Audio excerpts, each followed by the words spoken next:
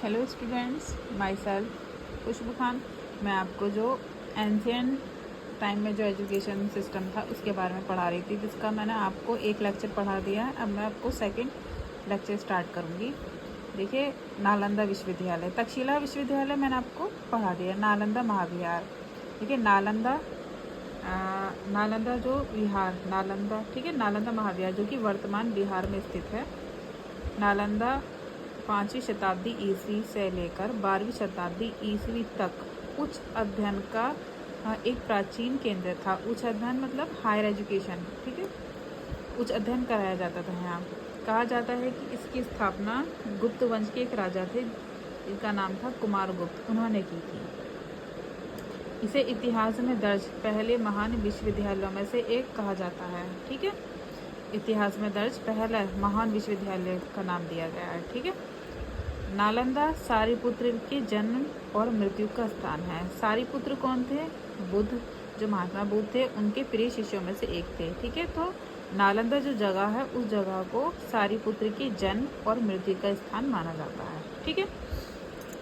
देखिए, नालंदा महाविहार जो कि वर्तमान बिहार में स्थित है, 5वीं शताब्दी से लेकर 12वीं शताब्दी ईस्वी तक उच्च अध्ययन का केंद्र माना जाता था, ठीक है। अब इस नालंदा महाविहार की स्थापना गुप्त वंश के एक राजा थे, जिनका नाम था कुमारगुप्त, उन्होंने की थी, है ना। इतिहास में दर्ज इसको एक पहले महान विश्वविद्यालयों में से नाम दिया गया है। माना जाता है कि सबसे पहला महान विश्वविद्यालय यही था हमारे इंडिया का।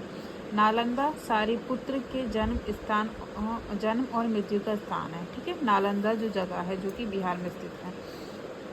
चीनी यात्री थे इत्सिंग और हिनसांग ने 7वीं शताब्दी ईस्वी में नालंदा की यात्रा की थी, ठीक है। चीनी यात्री थे जिनका नाम था इत्सिंग, है ना, और हेनसांग हर्षवर्धन के शासनकाल में आए थे, है ना। ये क्वेश्चन बहुत पूछा जाता है। हर्षवर्धन ने 7वीं शताब्दी ईस्वी में नालंदा की यात्रा की। बौद्ध धर्म और हिंदू धर्म, धार्मिक और धर्मनिरपेक्ष, विदेशी और देशी विभिन्न क्षेत्रों से पाठ्यक्रम लिए गए थे। यानी इसमें बौद्ध धर्म से रिलेटेड, हिंदू धर्म से रिलेटेड, या अदर धर्म से रिलेटेड, या धर्मनिरपेक्ष, विदेशी और देशी, है ना, यानी हमारे इंडिया और इंडिया से बाहर से रिलेटेड, है ना, उसमें पाठ्यक्रम लिए गए थे। छात्र विज्ञान, खगोल विज्ञान, है ना, चिकित्सा शास्त्र और तर्कशास्त्र का अध्ययन उतनी ही लगन से करते थे यहाँ पर। मतलब विज्ञान, खगोल विज्ञान और चिकित्सा शास्त्र और तर्कशास्त्र से रिलेटेड एजुकेशन दी जाती थी, ठीक है। और साक्ष्यों और मान्यताओं के अनुसार माना जाता है कि यहाँ पर 2000 से अधिक शिक्षक हुआ करते थे और 10,000 से अधिक यहाँ छात्र हुआ करते थे, ठीक है। कोरिया, जापान, चीन, तिब्बत, इंडोनेशिया, फारस और तुर्की तक के विद्वान और छात्रों ने यहाँ अध्ययन किया था, ठीक है। विद्वानों ने और छात्रों ने यहाँ अध्ययन किया था, ठीक है। कहाँ के? कोरिया, जापान, चीन, तिब्बत, इंडोनेशिया, फारस और तुर्की तक के विद्वानों ने और छात्रों ने अध्ययन किया था। और नालंदा महाविहार के पुस्तकालय को धर्मगंज के रूप में जाना जाता है, ठीक है। धर्मगंज का मतलब होता है सत्य की निधि या सत्य का खजाना।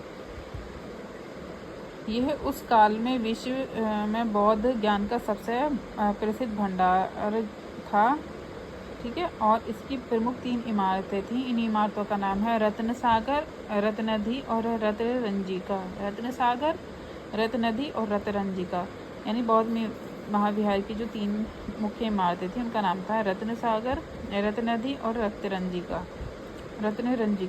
हर्षवर्धन ने यहाँ पर शासनकाल के दौरान मतलब अपना वो भी किया था। हर्षवर्धन के शासनकाल के दौरान मठ को अनुदान के रूप में 200 गांवों का स्वामित्व दिए जाने के प्रमाण हैं, ठीक है। और 12वीं-13वीं शताब्दी में एक होते बख्तियार खिलजी जो कुतुबुद्दीन ऐबक के गुलाम थे, उन्होंने क्या किया था, इस महाविहार को नष्ट कर दिया। और वर्तमान में क्या है, ये यूनेस्को की धरोहर के रूप में भी लिस्ट किया गया है, लिस्ट में ऐड किया गया है, विश्व धरोहर, ठीक है। नालंदा महाविहार से संबंधित जो एग्ज़ाम्स में एग्जाम्स के पॉइंट ऑफ व्यू से कुछ पॉइंट हैं जो पूछे जाते हैं।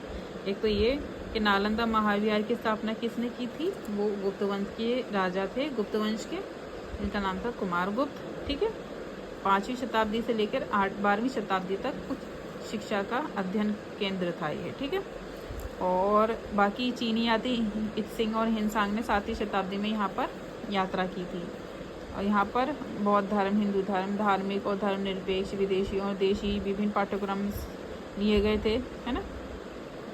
यहाँ पर विज्ञान, खगोल विज्ञान, चिकित्सा शास्त्र, तर्कशास्त्र का अध्ययन कराया जाता था। और यहाँ पर 2000 से अधिक शिक्षक हुआ करते थे, 10,000 से अधिक छात्र हुआ करते थे। और हमारे इंडिया से बाहर के विद्वान और छात्र यहाँ आकर अध्ययन किया करते थे। और नालंदा के महाविहार के पुस्तकालय को धर्मगंज कहा जाता था। ठीक है, और नालंदा महाविहार की मुख्य 3 इमारतें थीं, रत्न सागर, रत्न नदी और रत्न रंजिका। ठीक है, बख्तियार खिलजी ने 12वीं से 13वीं शताब्दी के बीच में इस महाविहार को नष्ट कर दिया था। अब इसको नालंदा महाविहार को विश्व धरोहर की सूची में लिस्टेड किया गया है। फिर आता है ओदंतपुरी महाविहार। ओदंतपुरी मुख्य रूप से एक बौद्ध महाविहार था। कुछ इतिहासकार का मानना है कि पाल सम्राट गोपाल प्रथम ने इस महाविहार की स्थापना 8वीं शताब्दी ईस्वी में वर्तमान बिहार में की। ठीक है, वर्तमान बिहार में। तिब्बती लेखक के अनुसार इस महाविहार में 12,000 विद्यार्थी थे। इसमें बौद्ध और ब्राह्मण धर्म की रचनाओं का एक पुस्तकालय भी था। शिक्षा के इस केंद्र को है ना खिलजी शासकों ने 12वीं से 13वीं शताब्दी में नष्ट कर दिया। ऐसा माना जाता है कि इस महाविहार में प्राचीन बौद्ध विद्वान जो थे अतिश दीपांकर, उन्होंने अतिश दीपांकर श्री ज्ञान ने यहाँ पर अध्ययन किया था। ठीक है, अब इसमें इम्पॉर्टेंट फैक्ट कौन कौन से हैं जो हमें याद करने हैं, है ना। ओदंतपुरी मुख्य रूप से एक बौद्ध महाविहार था। ठीक है, बौद्ध धर्म से रिलेटेड था। कुछ इतिहासकार का मानना है कि इस महाविहार की स्थापना गोपाल प्रथम ने कराई थी। ठीक है, 8वीं शताब्दी में। अब ओदंतपुरी महाविहार वर्तमान बिहार में स्थित है। तिब्बती लेखक के अनुसार इसमें 12,000 से अधिक विद्यार्थी थे, है ना, लगभग 11,000 विद्यार्थी थे। इसमें बौद्ध और ब्राह्मण धर्म की रचनाओं का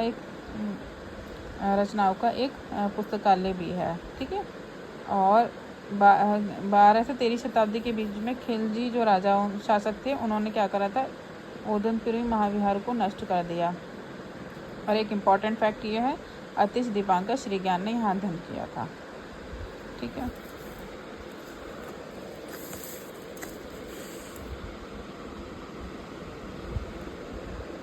अब आता है विक्रमशिला महाविहार। विक्रमशिला महाविहार की स्थापना 8वीं शताब्दी ईस्वी में धर्मपाल ने की थी। ठीक है, विक्रमशिला महाविहार की स्थापना किसने की थी, 8वीं शताब्दी में धर्मपाल ने की थी, जो पाल वंश का राजा थे। ठीक है, और 12-13वीं शताब्दी के बीच में जो बख्तियार खिलजी थे, उन्होंने इस महाविहार को नष्ट कर दिया। पाल साम्राज्य के दौरान ये भी नालंदा महाविश्वविद्यालय, है ना, नालंदा महाविहार के साथ शिक्षा का एक महत्वपूर्ण केंद्र था विक्रमशिला। विक्रमशिला से के प्रतिष्ठित विद्वान जुड़े हैं, उनमें से हैं एक अतिश दीपांकर। ठीक है, उनमें से प्रतिष्ठित शिक्षक अतिश दीपांकर, जिन्होंने ओदंतपुरी महाविहार में शिक्षा प्राप्त की थी। ठीक है, उनका नाम है अतिश दीपांकर, जो तिब्बती बौद्ध धर्म की सरना परंपरा के संस्थापक थे। ठीक है, अतिश दीपांकर बौद्ध धर्म की सरना परंपरा के संस्थापक थे। विक्रमशिला महाविहार हमारे वर्तमान बिहार के भागलपुर जिले में स्थित है। बौद्ध धर्म के वज्रयान संप्रदाय का यहाँ प्रचार प्रसार हुआ है। ठीक है, बौद्ध धर्म के कौन सी संप्रदाय से जुड़ा हुआ है, वज्रयान। और यहाँ तांत्रिक शिक्षाएं भी सिखाई जाती हैं। उसके अलावा तर्कशास्त्र, वेद, खगोल विज्ञान, कानून, व्याकरण, दर्शन जैसी अन्य विषय भी पढ़ाए जाते हैं। तो ये था नालंदा महाविहार के बारे में। नालंदा महाविहार, ओदंतपुरी और विक्रमशिला महाविहार मैंने आपको यहाँ तक पढ़ा दिया है। विक्रमशिला महाविहार। अब आगे का लेक्चर में आप आगे की महाविहार में आपको नेक्स्ट वीडियो में पढ़ाऊँगी।